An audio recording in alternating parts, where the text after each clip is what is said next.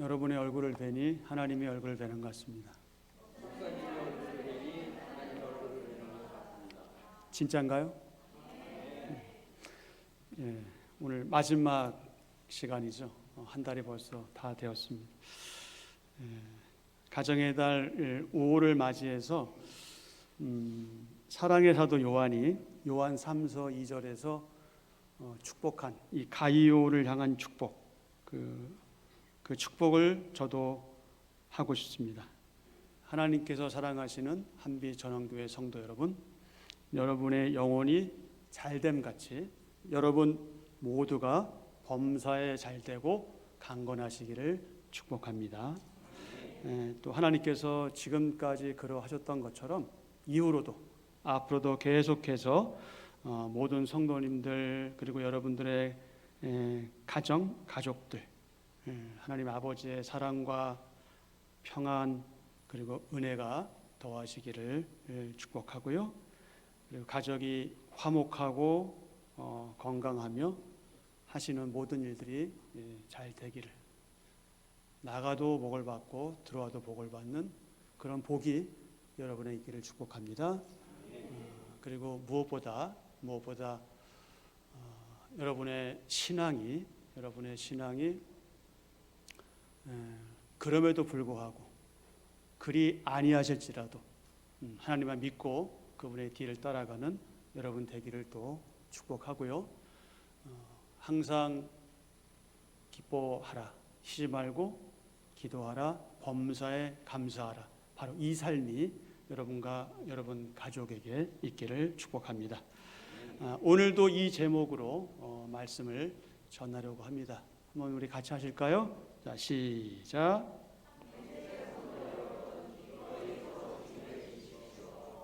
아멘. 아멘.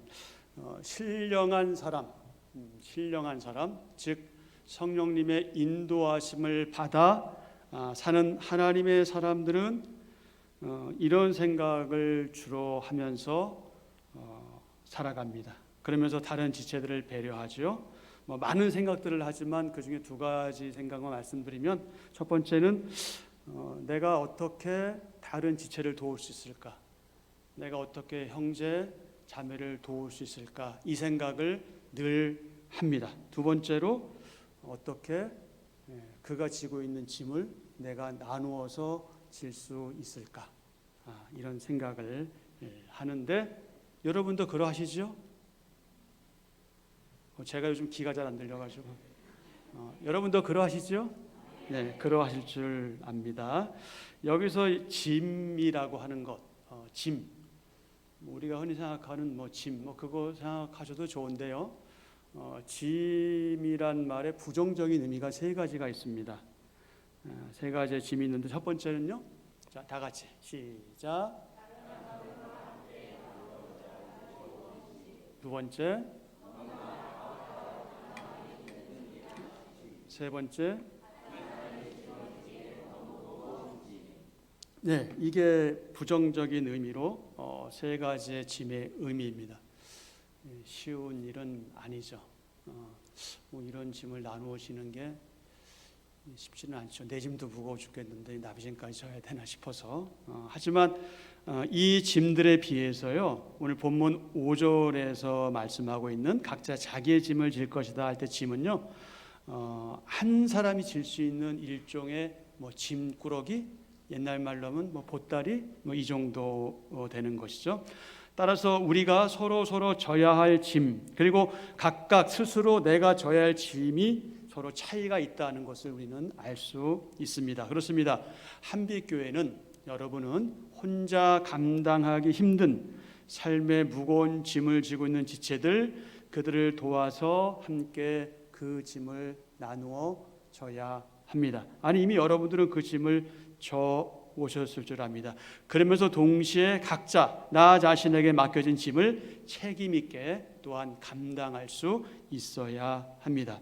자, 2절에 보면은 짐을 지라 이렇게 말씀하고 있는데, 여기서 짐을 지라 하는 이 말의 의미는요, 그냥 한번 져줘라, 한번 그 짐 그냥 나누어서 줘라, 일시적인 도움, 이게 아니라 계속해서 친밀한 관계를 갖고 돕는 것, 계속 짐을 져주는 것, 그것을 의미합니다. 그러므로 서로 짐을 진다 하는 말의 의미는 이런 뜻이 있습니다. 한번 다 같이 보실까요? 서로 짐을 진다는 말의 의미, 시작.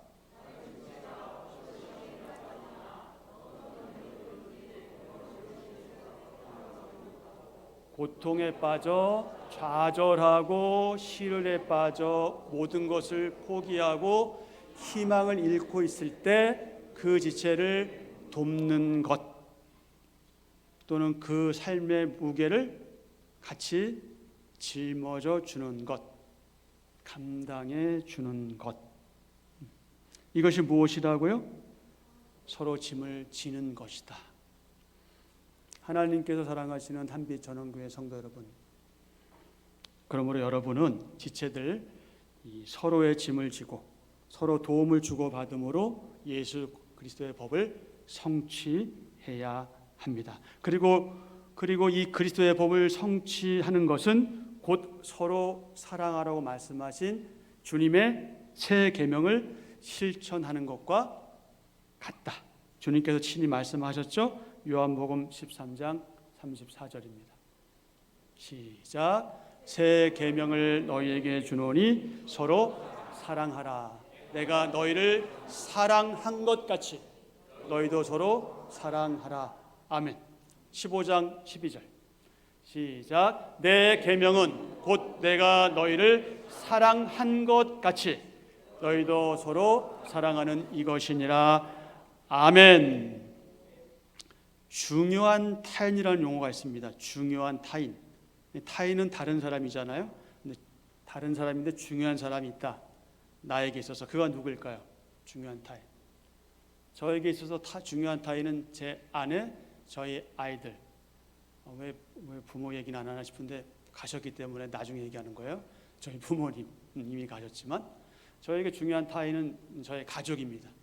우리 모두 다 중요한 타인이 있잖아요. 부모, 가족, 친지들, 그리고 내가 알고 있는 지인들, 이들로부터 사랑을 받고 뭔가 잘못하고 실수했을 때 용서를 받아본 경험이 없는 사람, 그런 경험이 별로 없는 사람들은 사람마다 개인차가 있긴 있지만 다른 사람을 사랑할 또 용서할 확률이 그만큼 적다라고 합니다. 자, 이와 관련해서 예수님께서도 누가복음 7장 47절에서 이렇게 말씀하신 적이 있죠. 이러므로 내가 내게 말하노니 그의 많은 죄가 사하여 졌도다. 이는 그의 사랑함이 많음이라. 그 다음에 사함을 받은 일이 적은 자는 적게 사랑하느니라. 아멘. 사함을 받은 일이 적은 자는 적게 사랑하느니라. 그 이유가 무엇일까요?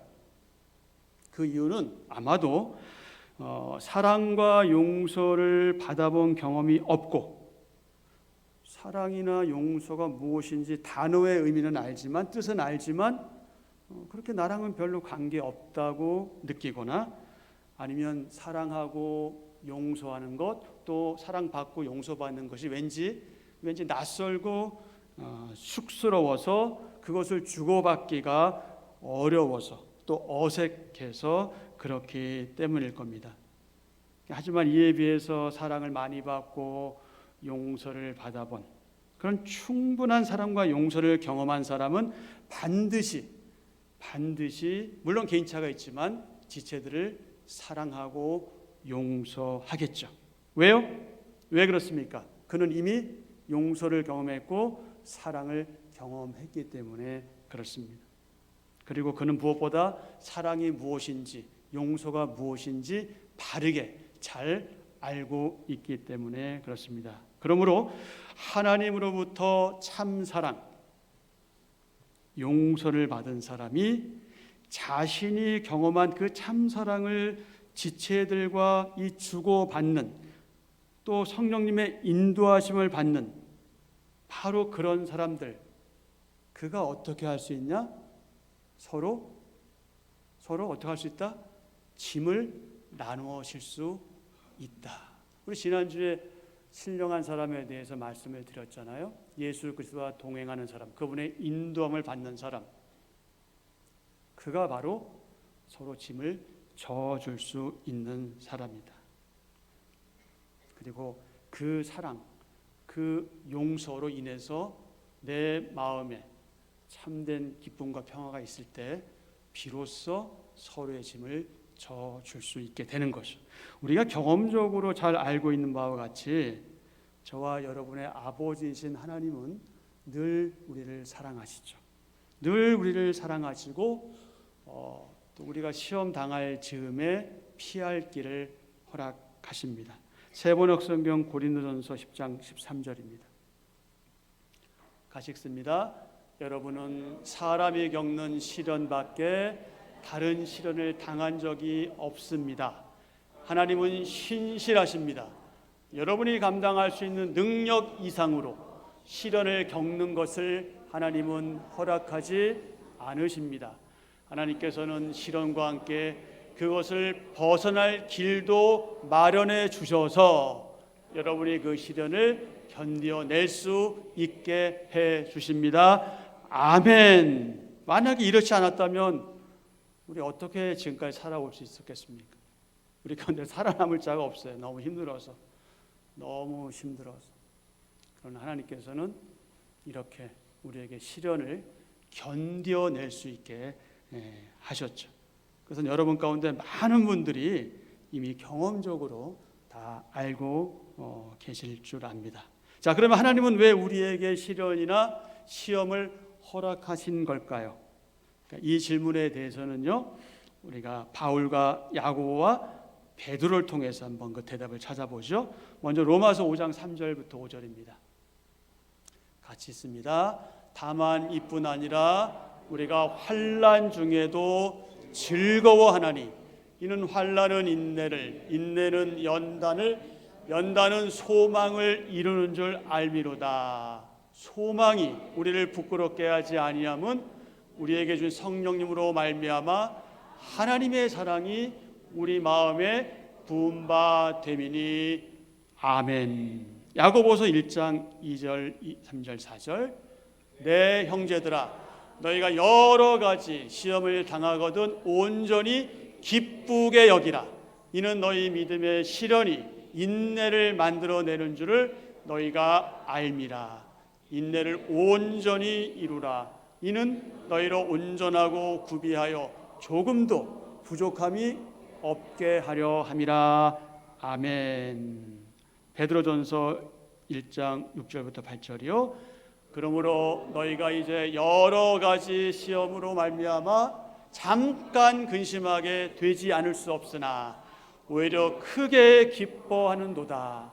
너희 믿음의 확실함은 불로 연단하여도 없어질 금보다 더 귀하여 예수 그리스도께서 나타나실 때에 칭찬과 영광과 존귀를 얻게 할 것이니라. 예수님을 너희가 보지 못하였으나 사랑하는도다.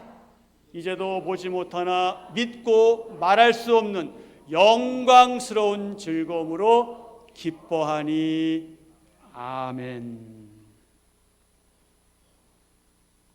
하지만 이런 귀하고 복된 정말 감동적이고 희망에 찬 말씀들, 우리를 위로하고 격려하고 또 내일을 바라보게 하는 이런 말씀들이 우리 가운데 있음에도 불구하고 하나님께서 우리에게 계속해서 말씀하고 계심에도 불구하고 우리는 살아가면서 때때로 나 스스로 감당하기 어려운 여러 가지 시험 또 시련들, 이 속에서 고통과 고난에 빠져서 남몰래 눈물 짓고 정말 깊은 한숨을 쉬며 괴로워하고 몸부림치기도 합니다. 잠도 잘 못 자기도 하고 밥도 잘 못 먹고 그저 사람 만나는 것도 싫고 그냥 우울하고 그냥 그런 거죠. 바로 이런 때 나의 마음, 나의 상태, 나의 간절한 기도를 들으시는 그분, 나의 아버지 하나님, 정말 그 하나님께서 나를 알아주시고 나의 기도를 들으신다. 그뿐만이 아니라 우리와 한 가족 된 형제 자매들, 이 교회의 지체들이 나를 위해서, 난 잘 모르겠지만 나를 위해서 정말 눈물을 흘려가며 하나님 앞에 간구하고 기도한다. 이 사실을 우리가 알기만 한다면 얼마나 큰 힘이 되고 얼마나 많은 위로를 받을 수 있겠습니까? 그렇다면 여러분에게는 여러분을 위해서 기도해 주는 누군가가 있습니까? 아니, 그 이전에 여러분은 누군가를 위해서 기도하는 누군가입니까? 힘에 겨워 지쳐서 낙담하고 모든 걸 포기하고 싶을 때, 또는 이미 포기한 상태에 있을 때 누군가 나를 사랑하는 그 간절한 마음으로, 그래서 그 우러나오는 그 심정으로 관심을 가지고 위로의 말 한마디를 나에게 던질 때, 그리고 단지 나를 바라봐 주면서 그 따스한 눈길로 바라봐 주면서 그래, 내가 다 알아, 말하진 않지만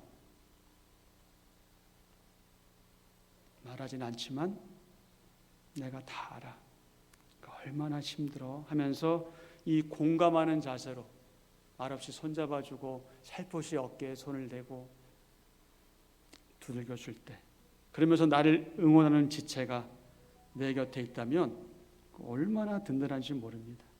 그러니 이 시대의 교회가 해야 할 일이 너무나 많이 있는데 다른 무엇보다 바로 이런 일을 해야 한다. 이 예배당에 여러분 사람이 막 1000명, 10,000명 가득 차면 뭐 기분 나쁠 거 없잖아요. 그죠? 그러나 사람 그렇게 많이 있는 게 뭐가 중요합니까? 그 가운데 사랑도 없고 위로도 없고 서로를 위해서 기도하는 것도 없다면 무슨 의미가 있겠어요? 그러나 사람이 얼마나 모이든 관계없이, 몇 사람이 모이든 관계없이 그런 교회가 된다면 이 힘든 세상 살만하지 않겠어요? 적어도 내가 정말 힘든데 적어도 예배당에 가면 적어도 그 사람이 있어, 그들이 있어, 얼마나 큰 위로가 되겠어요. 어떤 면에서 참 살기 어려운 이 세상 속에서 말이죠. 기꺼이 서로 짐을 져줌으로 그리스도의 그 법을 성취하는 삶이 이 공동체 안에서 실천될 때 비로소 교회의 본질적인 사명을 이제 해낼 수 있는 준비를 갖추게 되는 거예요. 그러니까 사실 이게 안 되는 상태에서 여러분, 우리가 전도하기 쉽지 않습니다. 그건 의무감으로 할 수는 있겠죠. 복음을 전할 수 있는 것은요, 내 안에 그분으로 인해서 가득 참 있어야 되고요, 우리 가운데 서로 사랑의 교제가 원활해야 비로소 누군가를 오게 하고 싶어 하는 거죠. 우리 가운데 별로 그런 게 없는데 사람들을 오게 하고 싶겠어요? 그렇지 않겠습니까? 원리적으로 볼 때. 그러니 여러분, 우리가 중요한 역할들을 감당하기 앞서 또는 동시에 해야 될 게 뭐냐? 바로 이런 일들을 우리가 서로 해 나가야 하는데, 그것을 지금 지난주와 이번 주에 저는 뭐라고 표현하는 거예요? 서로의 짐을 나누어 지는 것이다. 이것으로 표현하고 있는 것이죠. 그러므로 특히 한빛의 신앙 공동체인 여러분은 서로 짐을 나누어 지는 이 거룩한 일을 먼저 또는 동시에 하셔야 합니다. 아니 여러분, 지금까지 그렇게 해오셨을 줄 압니다. 사랑하는 지체 여러분, 성령님의 인도하심을 받아 살아가는 하나님의 사람들, 저와 여러분이죠. 한빛의 신앙 공동체는 서로 사랑하며 화목하게 지냅니다. 어떤 관계에 있든지 어떤 사람을 만나든지 서로 무관심하지 않아요. 서로 말을 막 거칠게 하지 않아요. 괜히 시비 걸고 싸움을 하거나 누가 좀 잘하면 시기하고 질투하는 그런 일을 잘 하지 않습니다. 서로에게 책임을 떠넘기지도 않아요. 비난하거나 정죄하지도 않아요. 어떻게 해요? 오히려 서로 적극적으로 돕고 도움을 받습니다. 짐을 져주고 또 내 짐도 기꺼이 지려고 할 때 부끄럽지만 내 짐도 져주세요 라고 내어놓을 수 있는 거예요. 왜 그럴까요? 왜 그럴까요? 서로의 관계는 이미 하나님의 은혜 가운데 한 가족 되었기 때문에 그렇습니다. 한 몸된 지체요, 한 가족 되었기 때문에 그런 일을 하는 것이다. 우리가 다른 사람도 사랑하는데, 우리가 이웃도 사랑하는데 어찌 내 가족을 사랑하지 않을 수 있겠습니까? 1절에서 바울은 갈라디아 교회 지체들을 뭐라고 부릅니까? 1절 초두에 형제들아, 자매들아, 나의 한 가족 된 지체들아. 이거 4글자밖에 안 되잖아요. 이 형제들아 하는 이 바울의 호칭 속에 그의 마음이 다 들어있는 거예요. 다른 말 하지 않아도 바울이 그냥 형제들아 라고만 얘기해도 이 말씀을 보는 사람, 읽는 사람, 듣는 사람은 그냥 거기서 어떻게 지는 거예요? 그냥 녹아지는 거예요. 그냥 감동이 막 오는 거죠. 형제들아, 자매들아, 지체들아. 이 한마디의 친근한 호칭에 한 가족 된 갈라디아 교회에 대한 바울의 마음이 다 들어있다. 그래서 성령님을 조차 행하는, 성령님의 인도하심을 받아 사는 신령한 저와 여러분은, 특히 한빛의 형제 자매들은 형제 자매 의식, 지체 의식, 공동체 의식에서 나온 사랑과 봉사의 섬김으로 나타나며 이를 통해서 그리스도의 법이 성취되어진다. 지금 우리는 참 힘든 세상 살고 있습니다. 너나 할 것 없이. 다른 사람 볼 땐 좀 나은 것 같아도요, 다 힘들어요. 각자 나름대로 힘듭니다. 이 지구촌이 지금 골치 아프고요. 지구촌 볼 것 없이 지금 대한민국이 지금 너무나 큰 병에 걸려 있어요. 정말 어떻게 세상이 이렇게 돌아가나? 어떻게 이렇게 막무가내일까? 어떻게 경우가 없지? 질서가 없고, 어떻게 세상이 이럴까? 정말 자기밖에 모르고요. 그런 세상이죠. 근데 어차피 하나님이 없는 세상과 사회는 그럴 수밖에 없어요. 물론 그 속에는 윤리적인 사람도 있고 도덕적인 사람도 있지만 기본적으로 하나님에 대한 믿음과 이해가 없기 때문에 그렇게 갈 수밖에 없어요. 그런데 이 세상과 이 대한민국의 문제가 아니라 그럼 우리 교회는 어떠냐? 이게 이제 중요한 우리 스스로에 대한 물음이거든요. 그럼 교회는 어떠냐? 이 지역교회들은 어떠냐? 역시 지역교회들을 봐도 그냥 답답하고 암울합니다.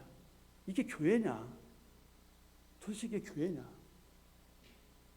내가 지금 여기 왜 나와 있냐? 아무도 날 환영해 주지 않아. 아무도 날 받아주지 않아. 나에게 말도 안 걸어.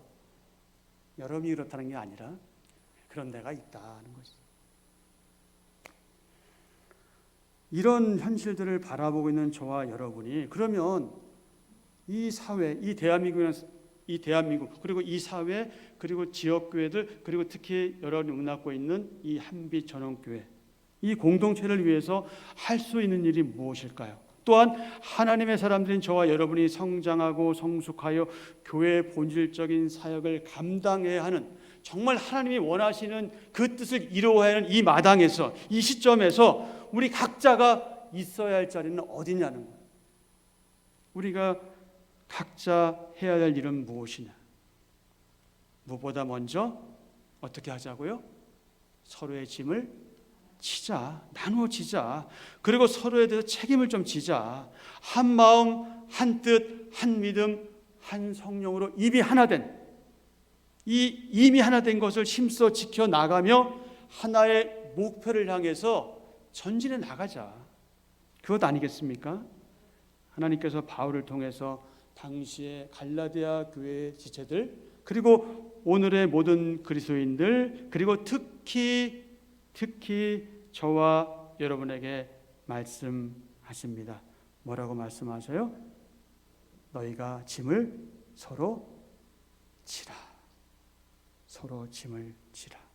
그러면 어떻게 우리가 연약한 지체들의 짐을 질 것이며 어떻게 범죄한 실수한 지체의 짐을 나누어 질 수 있을까요?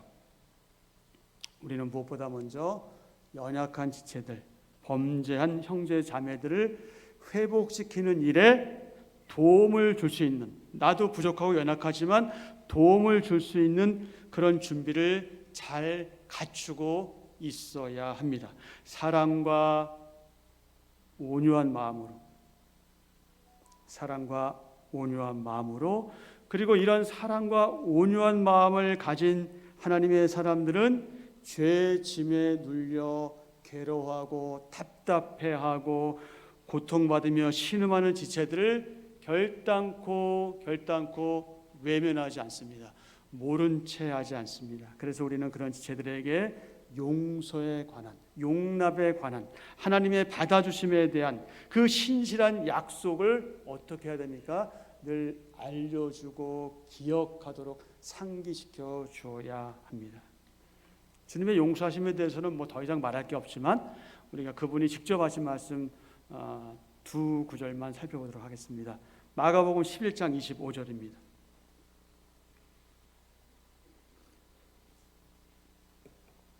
서서 시작. 서서 기도할 때에 아무에게나 혐의가 있거든 뭐하라?